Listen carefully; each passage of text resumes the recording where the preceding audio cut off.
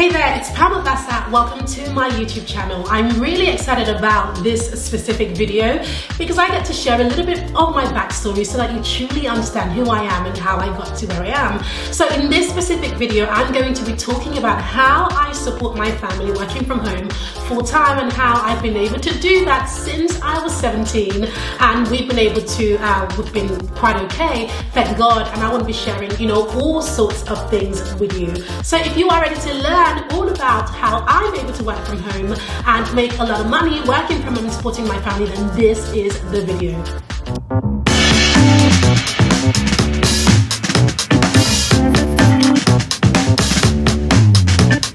Welcome back. I'm Obasa, the founder of The Lucrative Lady and The Lucrative Business Academy. Before we even get started, I want to ask you for a quick favor. If you haven't already, please make sure you hit the subscribe button and turn on the bell so that you can be the first to hear about, my next videos. I record amazing videos like this one 3 times a week, and I share them with you, and I hold nothing back. So let's get going. So, Pam, who are you, and what is it you do, and how have you been doing that? So let me first get started with how I got started. When I was about 18, I wanted to go into drama school, and my parents were really cool, about me going to drama school. We didn't really have the money for drama school, to be quite honest. So I had to do lots of various auditions here and there and look for grants and scholarships. And thank God I was able to get scholarships, and I then went into drama school. But just before I hit my 18th birthday, so I was about 17 and I was planning ahead, I started to think, to myself, what are some of the things that, that I can do on the side so that I can fund myself at drama school. So I started to think ahead because I knew that we wouldn't have the money, and I knew that if I am going to present this idea to my parents, I needed to have some sort of plan B to say, this is, this is what I'm going to be doing in the meantime.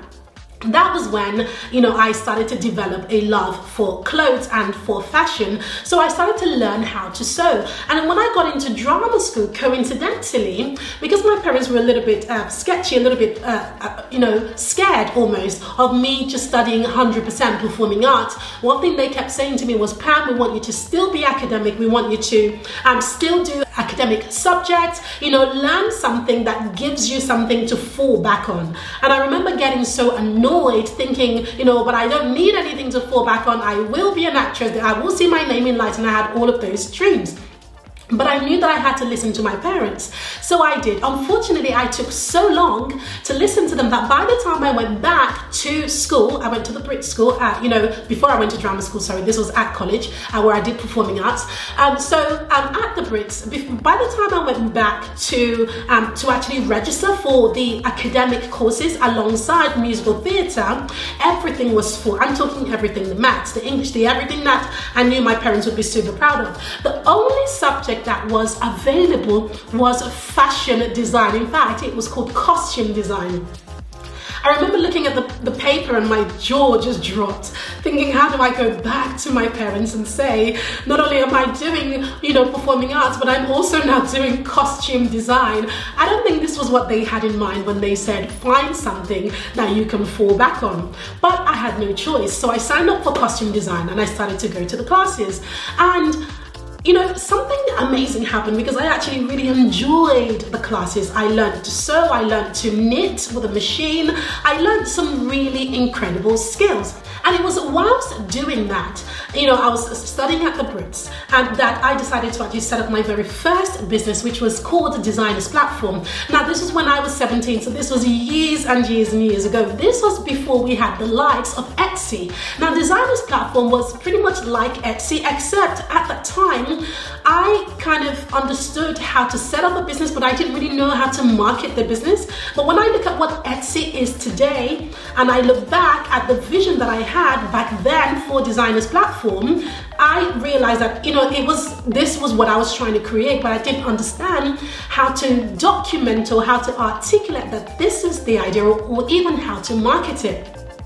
So the first thing that I did with my first business, Designers Platform, was that I started to make my own clothes, and I would customize my own clothes and I would sell them, and my friend would come to my house and they would come up to my bedroom and I would bring out like 5 bags and they would buy, the bags. They were very, very supportive friends. And so that really helped me to see that I had something good to offer to the world. And that was the first time that I knew that. Then, of course, as I started to make more clothes and bags and all of these things, I started to meet lots of other designers like myself who were making lots of things. But then I realized that we all had a common problem. And this was when I decided that actually, instead of me spending a lot of time making clothes and bags, perhaps I could put together a fashion show, for people like myself who have lots of things to sell but don't have an outlet. This was when Designers Platform was actually born. Now, Designers Platform was born, and so I started putting together fashion shows, and I would charge people to come into the show. I think it was £10 a ticket or something like that back then. And of course, I would charge for people to exhibit, to actually be a part of it. So that was my first taste of making a lot of money back then, and how I really got started in the business.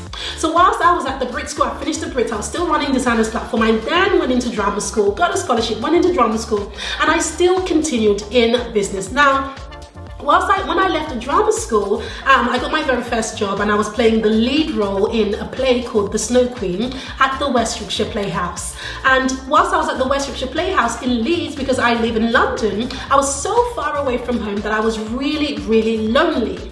And I remember I was dating my then boyfriend, who is now my husband. I remember having a chat with him, and I said to him, look, I'm really lonely out here. I'm so far away from home, 4 hours away from home. I need to do something.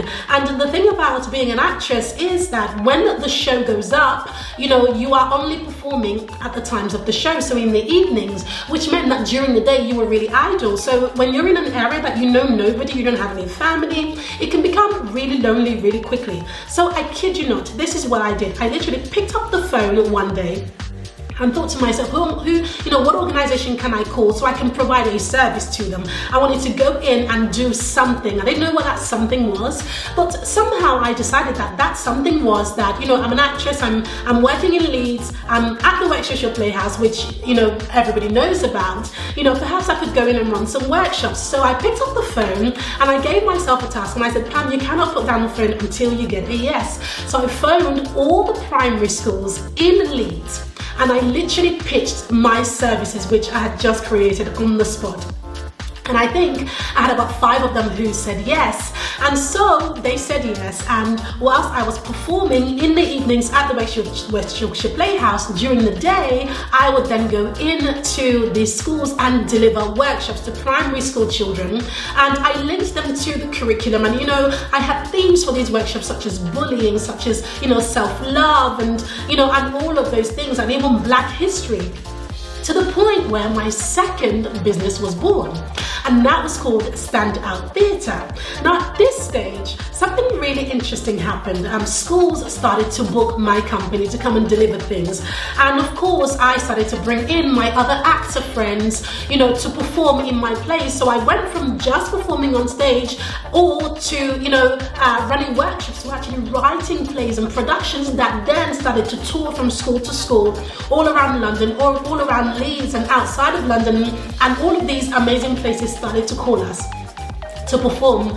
And it was really interesting, because that was when I really saw how you can take one skill and make even more money from it.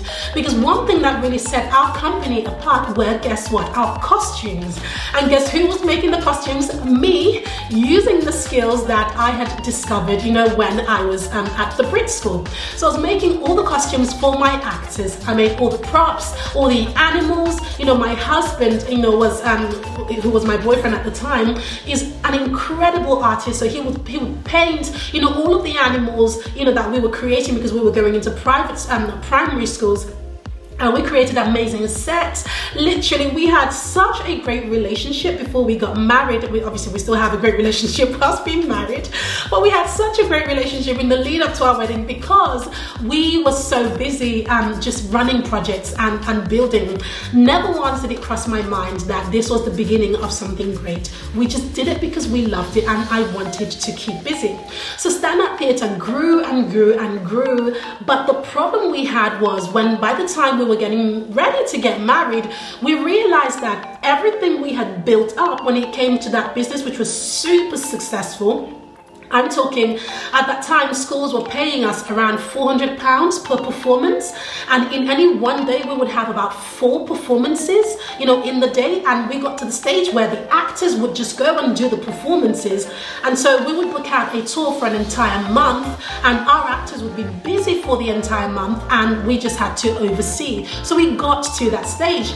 But then something happened, the recession hit, and all of, a lot of the schools had their funding cut.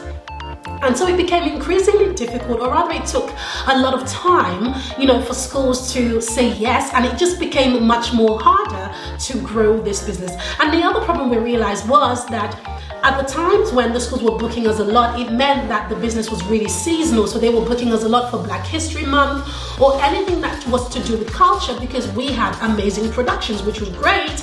But when it wasn't that season, we didn't really have a business. So we were back to square one. So at this time, I was still performing, still acting, and still, going to auditions, but I always knew that I needed to keep a business going under me. So at this stage, I want to move into talking about how I transitioned into full-time business. Now, I transitioned into full-time business when I actually partnered with my mum, who set up the first day nursery. As you might know, we run a chain of day nurseries now, as well as other things that we do online. So my mum set up the first day nursery, and I started to work and become, the marketing person for the day nursery businesses for several reasons. Now, at the time when we first got married, we decided to have a child, and I got pregnant. And unfortunately, at the time when I went to have my baby, I lost my daughter at birth, and it was not even probably, it was the most difficult time, of my life and in our marriage. And as God would have it, it really did bring us together, my husband and I. But one thing that it did do was that it really, I would say it derailed me, but then I found myself again, in marketing. My mom invited me to help her with her day nursery. And, as I started to run her marketing and to look at the various things that she really needs in order to bring more clients and more parents into the nursery, I found myself finding love in business, and my love for performing and acting sort of didn't really come back again. But I found that in keeping busy and learning something new, it gave me a new lease of life, and sort of removed what I was feeling, which was a lot of depression at the time because of what had happened. So I came into the day nursery and I started to manage it, and that was one of the first ones that we had. I think we had 2 at that stage. I started to manage one of our branches, and that was when I literally went into business full time. So now this is offline, of course. It's a day nursery. So I want to talk about how I came online. When I was running the day nursery and it started to grow, quite well, one of the things that I really fell in love with was telling people how we were growing. So I started live streaming and sharing, with people, just on live stream. I would just get on and I would just talk about, oh, this is what I discovered about Facebook. Oh, this is what I discovered about how to create a welcome pack for a parent. I was just thinking about all of the things that I was learning, and I was recording videos and live streaming. And all of a sudden, I would have lots of people join, and lots of people connecting with me from literally around the world. I think the time that the penny dropped for me was when a lady contacted me from Australia, and she said, "Pam, we need you to come and speak in Australia." And I remember saying to my husband, "Oh my God, like, really? You mean I have something to offer to the world?" I was absolutely shocked that there was such a way that I could connect with people from all over the world. But anyway, it happened. And people started to invite me to coach them, to ask them questions. And that was when it dawned on me that as much as I loved running the nursery, I felt that it was time for me to find myself, like really find myself again and create something for me. And that was when I went into coaching. So I went into coaching and started to coach day nursery owners to begin with. And then as I was coaching day nursery owners, I started to have lots of other women reach out to me who were not in the day nursery space. I remember speaking to my mum one day and saying to her, "Look, so many people are contacting me and asking me questions about their business, and I'm giving them advice and it's working out for them, but they're not they don't own a nursery. And I remember my mom saying to me, but it's fine, they don't have to own a nursery, you can just still give them advice, as long as it's working for them, then it's okay to give them advice. So I continued, I'd give them advice, it would work, etc. Then I discovered that these people were coaches, were other coaches and entrepreneurs, and especially women who were coming to me. And so I started to coach and really got into coaching and consulting, and that was where we started to make a significant growth. We saw a significant growth financially in the business. But I have to tell you, the time when I would say that working from home really paid off for me was when I decided that it wasn't enough to just coach people and to have one-on-one clients, which I find was sucking away a lot of my time. As much as I loved it, it was very time consuming, and I found that I was always having to chase clients, if you know what I'm trying to say. I would be so busy with maybe 6 clients, but because I was so busy with them, I didn't really have time to build my marketing for the next lot of clients. And so when the 6 would finish, or as 1 or 2 would finish, I would then think, oh, I need clients. Oh, how do I get clients? Oh, now I need to do something. And I didn't really like that way of working. So things really changed for me when I decided to really learn about sales systems. The biggest question I wanted to answer for myself was, if I wanted to maintain this level of income, because we were, making a decent amount of money, not a great amount of money compared to what we are doing now, but back then it was a decent amount of money for somebody who's just working from home and who's really just learning along the way. So my question to myself was, how do I, keep this up without constantly, struggling to find clients? So I wanted to find that out for myself. So the first thing that I did was to see what systems I could use that would really help me to get my message out to people.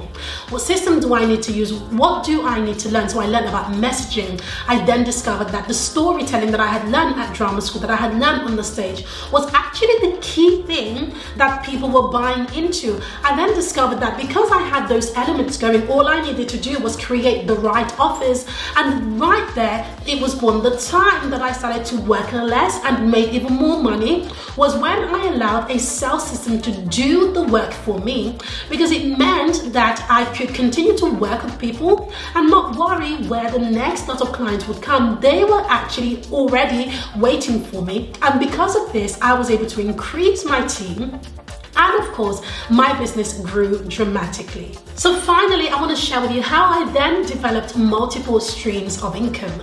Well, one of the ways that I developed multiple streams of income was by having lots of products inside of my sales system. So that means that when somebody comes, into my business, or they see, an opt-in page or a lead magnet, they not only opt in for that lead magnet, but they're also presented with an offer. And so what happens is people then grab the free product, and some of them will pay for a product or several products, and so on. And by doing this, it was just a matter of filling the top, using paid ads such as Facebook ads to bring in leads, and knowing that because the messaging, the storytelling, the sales videos, and all of those things were really, really powerful and effective, that those people who come in, quite a lot of them will then convert into paying clients. And so that gave me multiple streams of income. So I then added my coaching services to that. I added a membership to my services, or to what we offer. I also added intensives and all of the areas that I really do enjoy, but the core part of what my business stands for is using sales systems to run your business. So that's kind of where I'm at right now. And in fact, I created a course, a mastermind all about this, and you'll see details for that right below. So it's been a long journey to get here. One of the biggest things that has made the biggest difference is obviously having a sales system, but it's also in building my brand, The Lucrative Lady, because it gave me something to stand for. It gave me it gave me assurance for what I was doing. It gave me purpose, if you know what I'm trying to say. And coming from a place where I was on a very different path in performing arts, and then of course some tragedy, and then finding myself again I cannot tell you what it means to be able to stand here, record this video, and I don't know who this is for, but perhaps you're the kind of person who has had some things go wrong along your path, and perhaps you're struggling to find yourself again. Well, I represent that woman to tell you that you can rise up again, and that you can find yourself again. But oftentimes you may not find yourself in the things that you were doing. Just be aware that it could be something totally new that is in store for you. And if you already do run a business, then I have to tell you also that make sure that you do have a sales system in place. Make sure that you do have amazing products, and if there is one area to focus on, it's definitely in your messaging. In the words that you are saying in your sales videos. Get out there, be visible, and use that to really drive your business forward, because I tell you that is what will take you out of that hamster wheel of constantly chasing after clients. So I hope you enjoyed learning a little bit about me and about where I've come from and who I am and how I came to running The Lucrative Lady. If you have any questions, make sure you drop them for me, but let me know. Over the next few weeks, we have a lot of traveling to do with my husband and my amazing boys. We are going to lots of fun places, and I'm hoping to document all of that for you. But let me know, what kind of videos would you like to see? Would you like to see more videos, on storytelling? Would you like to see more videos on productivity? Would you like to see more videos on making money at home? Would you like to see more videos on side hustles? I have no idea what you want to see. I have lots of ideas for what to create, but I much rather prefer creating content that you want to see. So make sure you let me know what it is you want me to share with you. And of course, before I close off, if you haven't already subscribed to this channel, please do. Click that link and subscribe, and I cannot wait to get your feedback on this specific video. Thank you so much. Take care. Bye bye.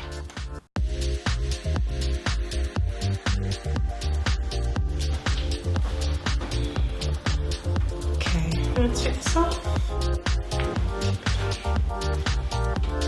I feel like I should take this off. An academic, sugar. I didn't take a picture of the other outfit. But when I was about 18, I wanted to go into drama school.